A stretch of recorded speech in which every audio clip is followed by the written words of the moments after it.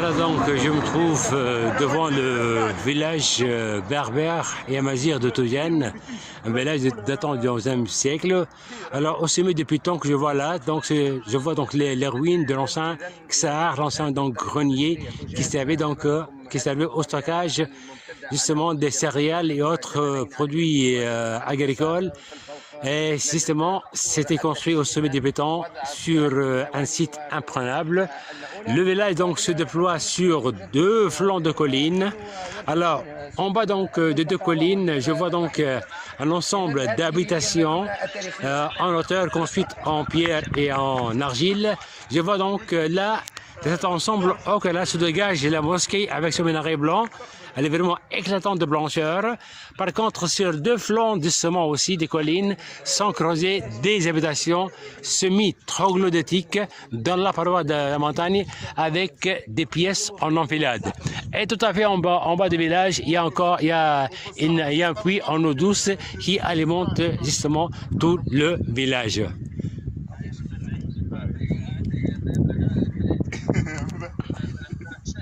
هات نجيبوا لكم الحشيش باهي هي لحظه تعملوا البطل اي احنا توا من مطماطه ماشيين لتوجان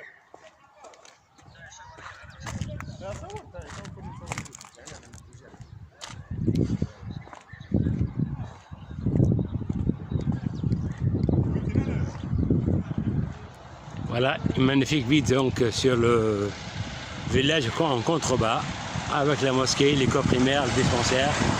Il y a aussi un petit bureau de poste. Donc, il y a tous les équipements nécessaires là pour assurer une vie quand même décente aux habitants du village. Donc, cette politique a été entamée depuis donc l'indépendance du pays. On a essayé de maintenir justement les habitants amazighs dans leur village d'origine, mais en équipant ces villages-là des choses les plus nécessaires à la vie, l'eau courante, l'électricité, l'école primaire, le dispensaire, le bureau de poste, etc. Voilà.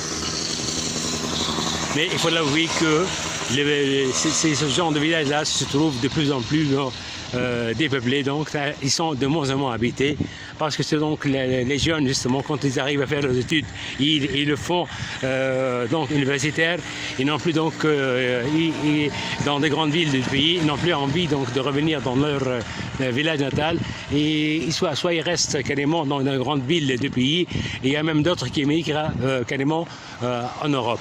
Mais quand même, il y a au moins des centaines, au moins 200 familles qui vivent encore dans ce village donc de Toujene. C'est très visité, c'est très touristique, ce village-là. On sert toujours sur la route entre Medellín et Matmata, donc généralement, tous les circuits touristiques font un arrêt, une pause café, une pause photo, ici au village de Toujene. C'est ici donc qu'on trouve beaucoup donc que pousse très bien le thym, le romarin, la ramasse blanche, la ramasse champêtre.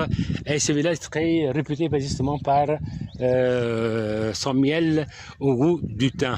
Et le miel donc vraiment de Toujene se vend très cher, mais c'est du miel vraiment à vertu médicinale.